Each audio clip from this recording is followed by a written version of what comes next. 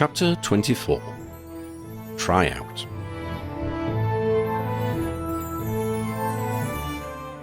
It was comforting to be back at school with their Ravenclaw friends. Of course, it did reinforce Lydia's judgment that they were the nerds of the year, but that was no bad thing. Over the first few days of term, it became clear that few fellow students were keen to befriend Lydia and her squad. On the other hand, nobody seemed to want to pick on them, other than a few Slytherins and Gryffindors. These were the ones who picked on most of those who were not considered popular. Perhaps Shacklebolt's statement condemning Professor Lee and exonerating Lydia had affected the change. Maybe the other students had simply lost interest. Either way, it felt as though a change had occurred. Lydia had to check to make sure she was not using her magic to make people ignore her. She was not. On the first weekend, Quidditch hopefuls were allowed to practice their flying around the Quidditch stadium. Sophie showed her friends her new broom, a Comet CX. It was very sleek and understated, bearing only a small CX monogram in silver on the handle. The monogram looked like a fish. Sophie told them the Comet CX had become known over the last couple of years as the Flying Fish. It was a professional standard sports broom. She thanked Lydia and Freddie once again for getting it for her birthday. Then she shot off around the pitch, fairly dancing around the other would-be Quidditch stars. Lydia went for a swim with the giant squid, who she was sure was glad to see her again. Lydia could not explain how she knew this, she simply knew. The squid rolled over and over as they swam together, and lifted Lydia out onto the bank of the loch when the time came for Lydia to leave. Hagrid had been passing and came down to talk to them, telling Lydia how glad he was to see the squid looking so happy. "I hope you'll be considering care of magical creatures in your options next year," he told them. "Been a good long while since I've seen anyone get along so well with a creature some idiots think is a monster, Lydia. And that time with the unicorns before you was even magical. Before you was even a school and official like." Lydia and Freddie had been shocked when he made this slip. Sophie had said nothing, but she hadn't missed the look that flashed between her two friends.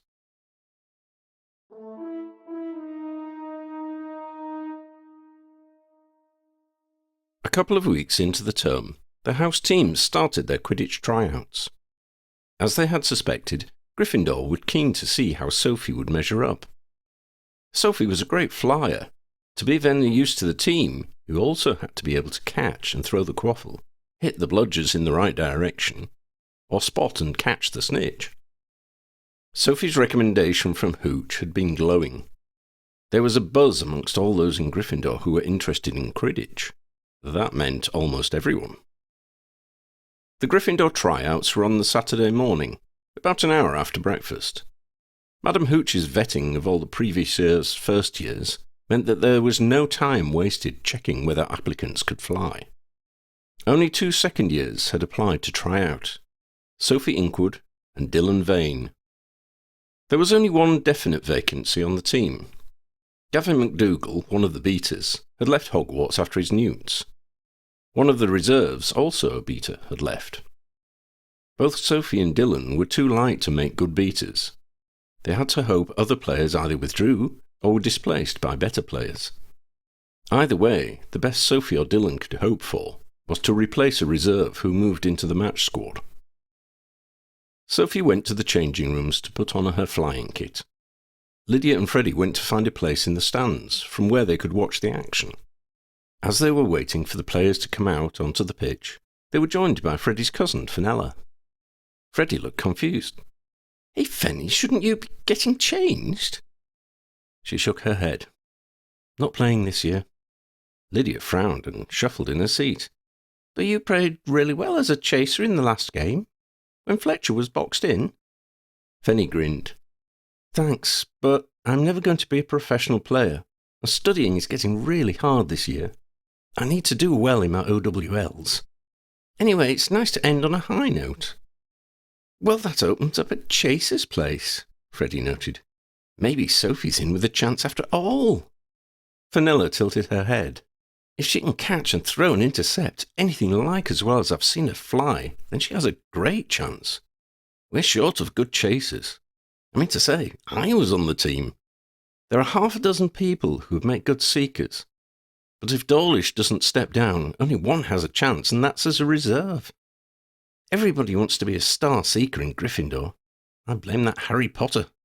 They all chuckled at this. Fanny went on. That flying fish of Sophie's won't do her any harm. I can't believe you got her that for her birthday. Freddie inclined his head nonchalantly. What can I say? We're crazy good friends. Lydia raised her eyebrows at him. Fanny asked, her voice lowered, Where did you get all that money? Freddie grinned. Lydia's uncle lent us it. We're going to pay him back. Should only take 50 years or so. Fanny looked at Lydia. Well, you always said he was mad. I wouldn't lend this one the steam off my butterbeer. Lydia grinned. Freddie's a reformed character now. I've even got him doing his homework. Fanny looked horrified and rounded on Freddie. What? Freddie shrugged. Maybe you should move to Ravenclaw, cuz, Fanny suggested. Lydia laughed, rather cruelly in Freddie's estimation. No. Dean and Oddie joined them on the stands. Hi, guys, Lydia greeted them. What brings you here? Dean rubbed his hands together. Well, we wanted to see how Sophie does. I wanted to see what the trials are like. I'm thinking of trying out for Ravenclaw this afternoon. What position?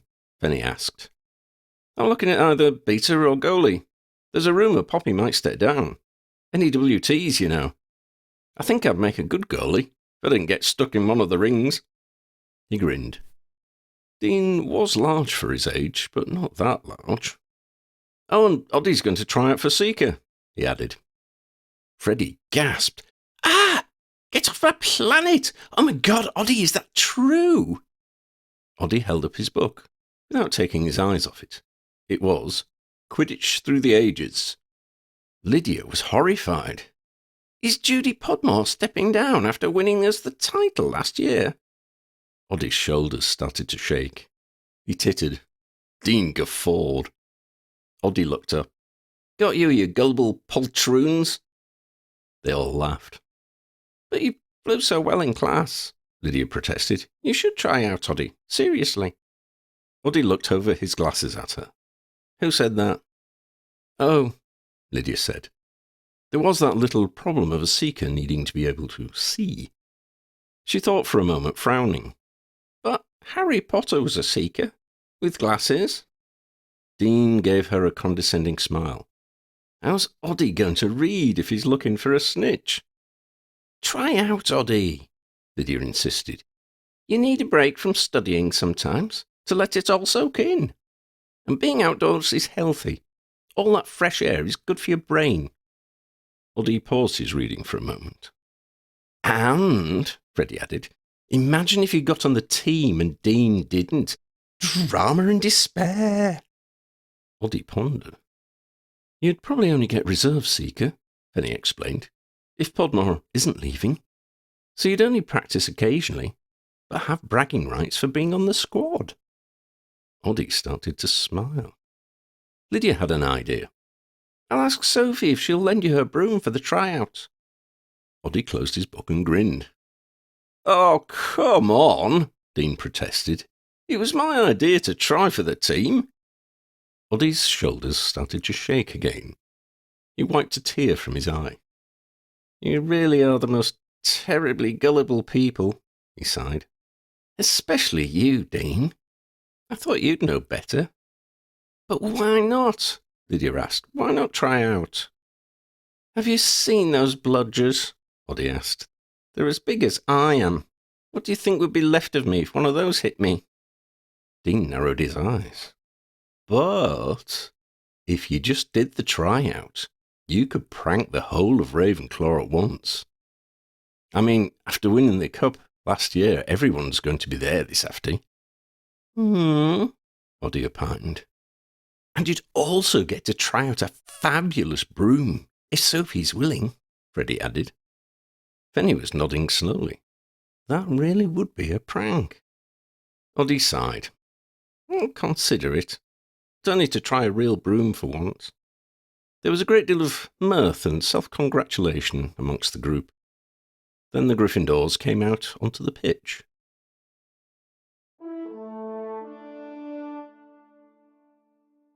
It was some time before Sophie and her classmate Dylan had a chance to show any skills. The captain's focus was on finding beaters first. There seemed to be a lot of promise being shown. A couple of reserves flew around with target for 2 beaters at a time to hit with the bludgers. Michael Vance, who was already on the team, managed to keep his place against some talented competition. In the end, 2 reserves were selected, as 3 of the candidates were almost equal in skill. The team place went to Arwell Jones, a 4th year whose accuracy was impeccable, balanced with good agility and power. Of the 2 reserves, one, who was agile and accurate, but lacked some power, was asked to try for a place as a chaser. Lydia and her friends were disgruntled at this. It looked like a blow for Sophie's chances of getting a place. The chaser trials were next. 2 teams of chasers were formed. Their task was to fly up and down the pitch, passing the quaffle within their own team, or trying to intercept it if the other team had possession. Points were deducted from any player who dropped or held onto the quaffle, or who passed it inaccurately. Points were gained by players who intercepted successfully and caught passes securely. Sophie darted about like a hummingbird. She made virtually every interception for her team. She never once dropped the quaffle, and she moved it on to another team member as quickly as her team could see it. Before long, the hopefuls were whittled down to 3. Sophie, the reserve beater from earlier, and a reserve chaser from last year's team. They carried on with the 2 teams playing against each other, but were joined by star player Tom Fletcher to make up the numbers. The members of the teams kept swapping around. Sophie and Fletcher proved unbeatable together. Sophie against Fletcher with either partner was fairly well matched. In the end, the reserve beater, Connor Graham, could not keep his concentration. He eventually started to fumble and drop the quaffle, losing possession for his team. The spectators were hardly surprised. Sophie and Fletcher were so fast and agile that even from the stands it was difficult to follow them. The captain, Aidan Kavanagh, announced that Tom Fletcher was to be joined by Sophie Inkwood and Danielle Smith as first-team chasers. Connor Graham was to serve as both reserve beater and reserve chaser as required. There were still to be tryouts for reserve seekers and goalies, but the stands started to empty. After following the dazzling aerobatics of Fletcher and Inkwood, the spectators had seen as much as their brains could handle. Lydia and her friends made their way back down to ground level. Oddie announced that there was no freaking way on this earth or any other that he would try out for the Ravenclaw team, even as a joke. After watching Sophie, he had to catch up on the reading he had missed. Lydia and Freddie went to stand outside the changing rooms to wait for Sophie. It was quite a wait. Then she ran out into their arms and almost lifted them off the ground. "Wow," Lydia said, "just wow. Tom says I'm better than he was when he got on the team," Sophie squealed. Freddie could barely string words together. How? How do you... How? I mean, how? We could hardly see you."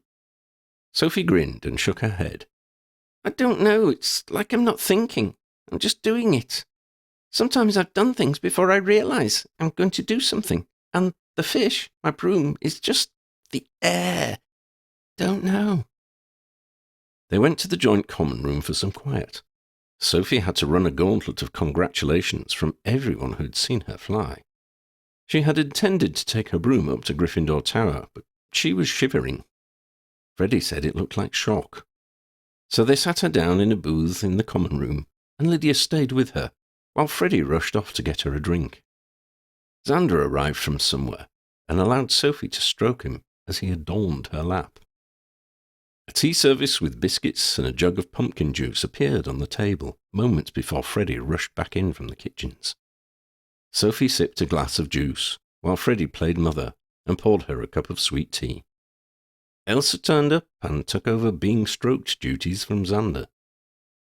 Sophie stopped shivering after a while, and the glow returned to her face, which had turned slightly grey.